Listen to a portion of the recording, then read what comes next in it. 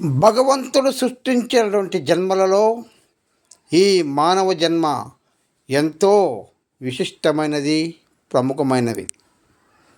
అయితే ఈ మానవులలో చాలామంది తమ యొక్క శక్తి సామర్థ్యాలను మరచి చాలా జీవితాలను దుర్బలం చేసుకుంటూ ఉన్నారు.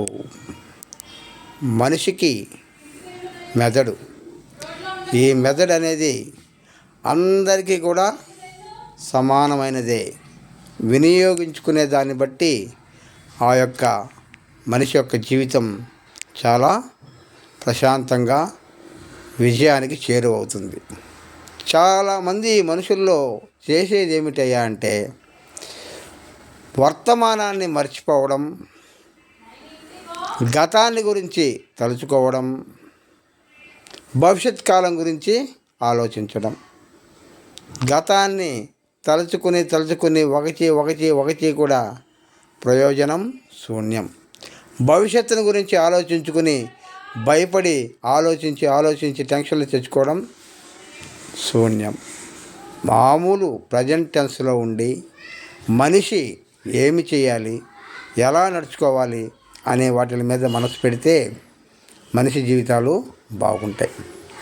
ప్రతి మనిషికి కూడా ప్రశాంతత కావాలి అంటే శారీరక శ్రమ, మానసిక శ్రమ రెండూ ఉండాలి.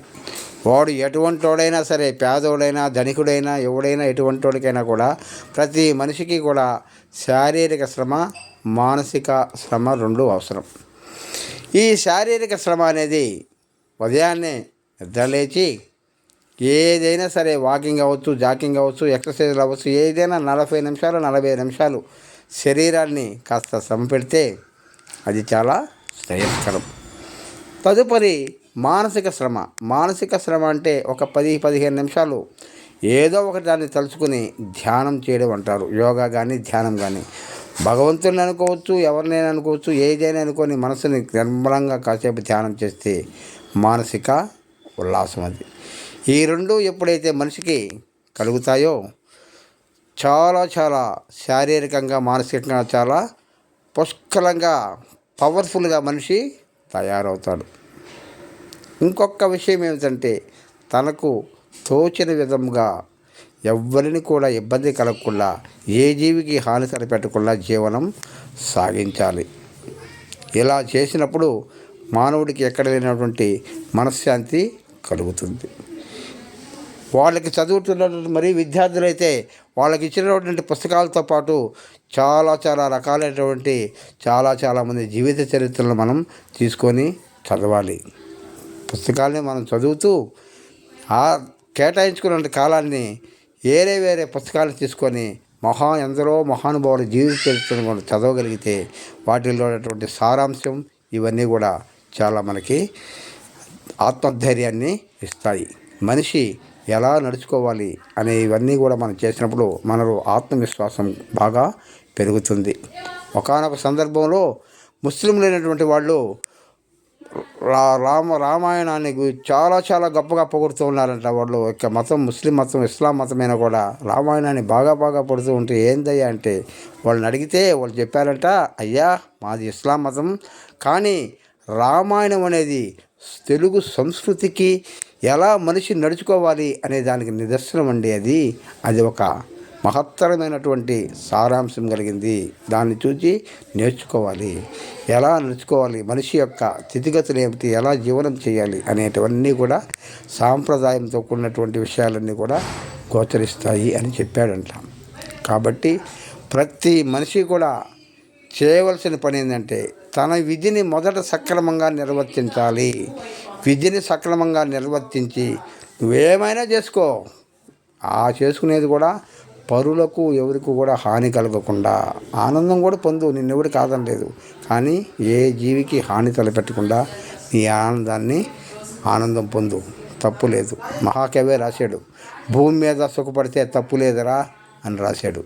కాబట్టి ప్రతి మనిషి కూడా చేయవలసిన పని మానసిక శ్రమ, శారీరక శ్రమ రెండూ చేసి ఏ జీవికి హాని తలపెట్టకుండా జీవనం సాగించగలిగితే అతని జన్మ ధన్యమవుతుంది.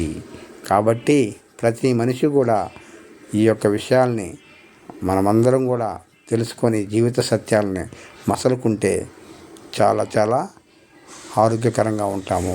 మొట్టమొదటిది ఆలోచన. ఎటువంటి వాడినైనా సరే ఆలోచన అనేది, ఇప్పుడు ధనికుడు అవ్వచ్చు, ఏవచ్చు. ధనికుడు అంటే ఇప్పుడు డబ్బు ఉంటే అన్ని సమస్యలు ఇంచుమించు 90% డబ్బుతో సమస్యలన్నీ పరిష్కారం అయిపోతాయి. కానీ 10% ఉన్నాయే డబ్బుతో పరిష్కారం అయ్యేటివి కాదవి. అది మానసిక ఉల్లాసం, మానసిక ఆనందం, ఆలోచన అనేది మనిషికి ఉండకూడదు. ఈ మనిషి సగం ఆలోచనతోనే చచ్చిపోతూ ఉంటాడు. నెక్స్ట్ భవిష్యత్తు గురించి ఆలోచిస్తూ ఉంటాడు. ఏమవుద్దో టెన్షన్. ఆ రెండూ లేకుండా భవిష్యత్తులో మనిషి ఉండాలి. జరిగేది జరక్క మానవు. ఎవ్వడు వాటిని ఆపలేడు, ఎవ్వరు ఏం చేయలేరు. మన చేతుల్లో లేదు. మనం చేయవలసింది మన కర్తవ్యం ఒకటే. జయాపజయాలవన్నీ దైవాధీనాలు, అవన్నీ మన చేతుల్లో లేవు. మనిషి జరిగినవన్నీ అనుకున్నటువన్నీ జరిగిపోయే పని అయితే దేవుణ్ణి మహానుభావుని తలిచే మనిషే ఉండబోడు. కాబట్టి అనుకున్నవన్నీ జరిగితే మనిషి ఈ భూమి మీద నిలవడు. కాబట్టి మనం కర్తవ్యం సక్రమంగా నిర్వర్తించి, మన యొక్క కర్మను సక్రమంగా నిర్వర్తించి, ఏ జీవిని కళ్ళలోనైనా ఇళ్ళలోనైనా చేతలతో కానీ మాటలతో కానీ హాని తలపెట్టకుండా జీవనం సాగించడమే దైవత్వం. అక్కడే ప్రతి మనిషికి తన మనసే దైవం.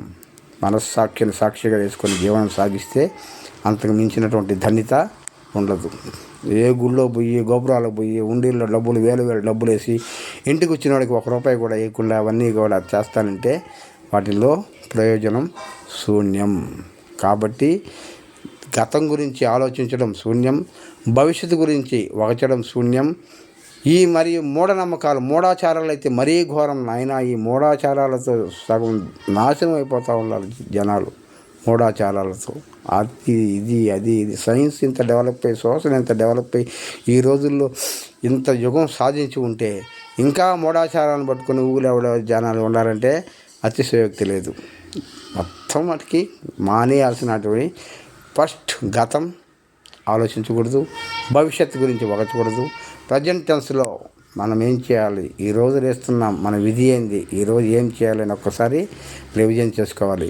రాత్రే రివిజన్ చేసుకోవాలి, ఏం చేయాలి రేపు మనం అని చేసుకోవాలి.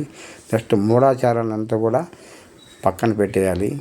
మన యొక్క శక్తి మనకు తెలుసు. ఎవ్వడు మనిషిలో కూడా తనను తాను కించపరుచుకోకూడదు. నాకు ఏమీ రాదు. పిల్లవాడు విద్యార్థి అయినా సరే నాకేమీ చదువు రాదు, నాకు అబ్బుదని నిర్ణయించుకోకూడదు. తల్లిదండ్రులు వీడు మొద్దోడు వీడికి రాదు అని నిర్ణయించకూడదు. ఉపాధ్యాయులు వీడు మొద్దోడు వీడికి రాదు అని ఉపాధ్యాయులు కూడా నిర్ణయించకూడదు. వాడిలో ఉన్నటువంటి ఉత్సాహాన్ని, వాడిలో ఉన్నటువంటి శక్తిని నెగటివ్గా ఎప్పుడు కూడా ఆలోచించనే కూడా చాలా చాలా తప్పు. చాలామంది చేసే తప్పు. మనకు రాదులే, మనకెందుకు వస్తుందిలే, నెగటివ్ థింకింగే ఉండకూడదు.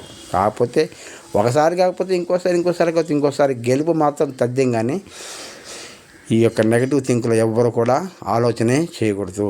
కాబట్టి ప్రతి మానవుడు కూడా తన యొక్క మేధాశక్తిని, అందరికీ ఒకటే మెదడు, కాకపోతే ఏంటంటే వాళ్ళు ఎంత టైం దాన్ని స్పెండ్ చేస్తున్నారు, ఎంత మంచి కార్యాలకు దాన్ని ఉపయోగిస్తున్నారు, ఎలా వాళ్ళ యొక్క జీవితాలను తీర్చిదిద్దుకుంటున్నారు, వాటి మీద వాళ్ళ యొక్క జీవితాలు ఆధారపడి ఉంటాయి. కానీ నాకు వాడికి కొద్దిగా మెదడు, వీడికి కొద్దిగా మెదడు, అంత అందరికీ ఒకటే మెదడు. దానికి కూడా ఒక ఎగ్జాంపుల్ ఎవరు మహానుభావులు చెప్తారు. ఆయన ఐన్స్టీన్ ఎవరో ప్రపంచాన్ని వెళ్ళినటువంటి శాస్త్రవేత్త చనిపోతే 50 దేశాలేమో ఆ యొక్క మెదడుని ముక్కలు తీసి పరిశోధన చేశారంట. ఏంది ఆయనకి ఇంత తెలివితేటలు, ఏంది అని తెలివితేటలు పని చేస్తే ఆఖరికి తెలియంది అంటే ఏమీ లేదు, శూన్యం. కాకపోతే ఆయన చేసింది ఏందయ్యా అంటే 100% మెదడుని ఆ యొక్క పరిశోధనలకే వినియోగించాడు. 1% కూడా వేరే విధంగా ఆలోచించకుండా 100% ఆయన ఆ మెదడుని ఉపయోగించి ఆ యొక్క ఫలితాలు సాధించి ప్రపంచానికి అగ్ర శాస్త్రవేత్తగా పేరు పొందాడు. అది తెలుసుకున్న విషయం ఏంటంటే 50 దేశాలు పరిశీలన చేస్తే తేలిన విషయం అది. కాబట్టి ప్రతి ఒక్కరిది అదే మెదడు. ఎవరో మహానుభావుడు చెప్పాడు, దాన్ని నేను చెప్తున్నాను.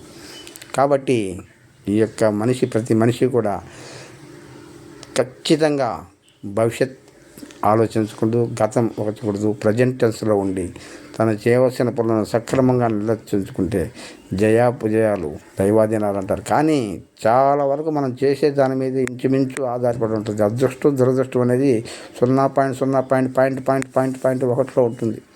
అదృష్టం కానీ దురదృష్టం కానీ మొత్తం మనం చేసే విధి విధానాలపైనే మన యొక్క భవిష్యత్తు అనేది ఆధారపడి ఉంటుంది. ఏవైనా తప్పుగా కానీ చెప్పుంటే మన్నించండి.